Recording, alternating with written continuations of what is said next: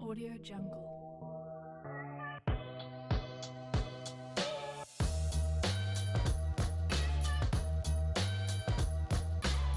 Audio Jungle.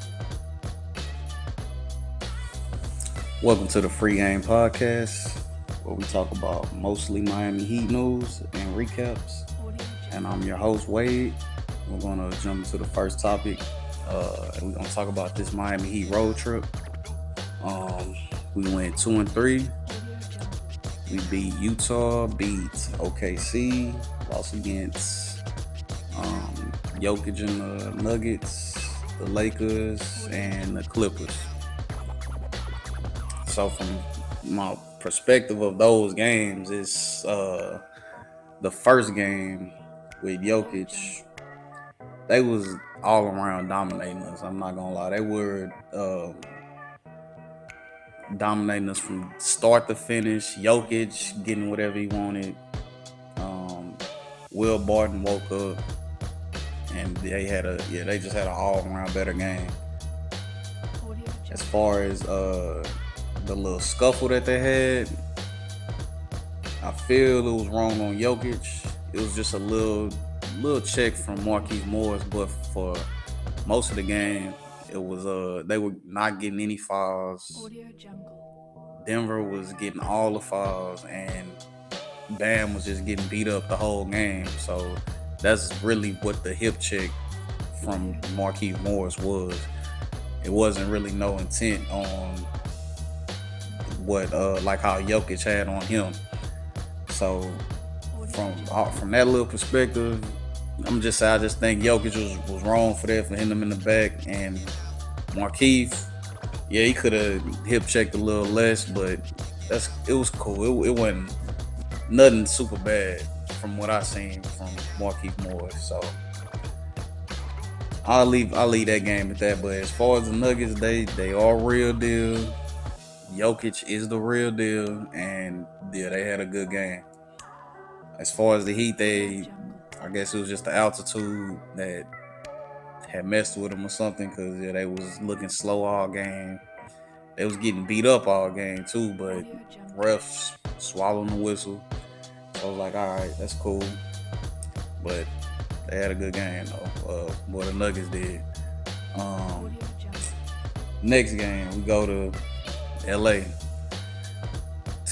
to visit Malik Monk, the Hall of Fame, the Miami Heat scrub killer. We all know, as a Miami Heat fan, Malik Monk has been scorching us every time we play them or play him. I don't know what it is with him. Every time he see us, he like, I gotta get it going today. But all his games after us, before us, he less than 10 points. When he see us, he 25 point scorer in the league now. As far as that game, it was a good game, close game. We took it into overtime. I feel we still could have won the game. We just missed a couple of shots down the line. I think should have went in. Could have defended a little bit better. They could have defended a little bit better on some of those possessions. But as far as the game, it was a good game. We lost Jimmy in the first quarter or first half. But other than that, it was a good game. So we cool. We'll just leave it at that on the Laker game. Next game, we go to the Clippers. Well, the Clippers, we stayed in the same building, but played the Clippers. They were, we were handling that game pretty much throughout most of the game. We was keeping Paul George contained. Audio Jungle. They second leading scorer, I want to say, is Reggie Jackson. I guess he kind of woke up like fourth quarter, end of third quarter, fourth quarter. Zubac, he was really killing us on the boards. Not gonna lie, he was killing us. Couldn't really get a body on him, and he was tiring over us. But Zubac, he had a good game on us. As far as the game, I think we just lost it at the end. Paul George woke up, and that was pretty much it for the game. So probably just say that for that Clipper game. Just fell apart at the end. Jazz game, we finally woke up. It was like, okay, we're gonna stop losing now. We're finna, even without Jimmy, we're gonna wake up. We finna start getting these dubs again. So for the Jazz game, they finally woke up. They came through most of the game playing excellent defense. We was going into different zones, playing them, guarding them real good. Um, Everybody was getting to the paint. Tyler Herro getting to the paint. Bam attacking. Duncan Robinson woke up a little bit, hitting a couple of shots. So it was a good game. Right until that 5-minute mark in the fourth quarter, then Jazz just woke up. They was like, "Oh, man, we down by 20. Okay, Mitchell, try to take us home real quick. Let's start the run up." They started the run up. They went on a 20-0 run. I don't know what was wrong with us. We could not score. Couldn't get no fouls, nothing, anything. So luckily we squeaked out of the man, because they was really coming back on us. But we squeaked up out of with I want to say a 3-point win. So that was a good win. That was a good win against a quality team. After they did the same thing to us at home when we beat them, they went on a little run at the end of the game, and we squeaked out of that one too. But we got 2 good quality wins on the NBA's second best team, so in the power ranking. So that was a good win. Our next game went to OKC. I went into it thinking like, okay, yeah, it should be an easy game for like pretty much everybody. It should be an easy win, all of it. Then I heard Bam wasn't playing. I was like, okay, we should still be able to get through this. But I still have my like, man, it's okay. See, they might mess around and get one on us.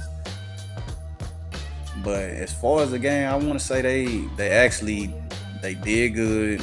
Duncan Robinson woke up, had a good game. Man, he had a good game. So luckily, hopefully this is something he can build on for the rest of the seasons, because we're gonna need all of his shooting and all of his cutting, and just his ability to make people, like, you can use him as a decoy. Like, you gotta keep your eyes on Duncan at all times, because he gonna be lighting you up if you don't. So him with the importance of Duncan Robinson, Tyler Herro, we got it done. Came out of there with an easy win. The defense was on point. Good win. So we ended that road trip 2-3. Now we getting on like to the easier part of the schedule, because we had a tough first part of the schedule. So now we getting to the easier part of the schedule, and we should be back rolling. We're gonna get Jimmy back, get Bam back, hopefully tonight, with us going against New Orleans. So hopefully we get them back tonight. Okay, and then we're gonna talk about, for the next one, we're gonna talk about Duncan Robinson. Duncan Robinson gotta get his shot all the way back in order for us to win anything. Like, he got to be the Duncan Robinson of the past. He gotta be knocking down wide open shots. Any wide open shot, he should be knocking that down. I understand he human, and he pretty much into his head too much right now, but he gotta get out of his head and get back to the basics and be like, okay, I'm a shooter. I'm finna shoot. I'm finna knock these shots down. Once he get that down, and we get these shots back up to his regular percentage, oh yeah, we're gonna be scary. So be ready for that. For my next topic, we're gonna go into Tyler Herro.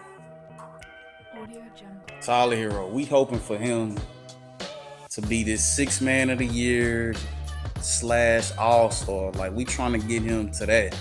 Like, he's showing us right now that he is the real deal on his elevation of what he done progressed on during the summer. He got stronger. Audio Jungle. He improved on his shot making skills and his Audio Jungle. staying away from the defender, creating space. Like, he improved on all of these things, and it's showing right now because he's 20-point per game score. So yeah, he really showing his game. He doing his thing. We hoping that he just gonna keep uplifting everybody on the team and really uplifting our bench, because he is the focal point of our bench. And as soon as we get Oladipo back, we trying to make that bench a whole like 5 that can come in. So we can just sub in 5 in groups and just be ready to go at any time.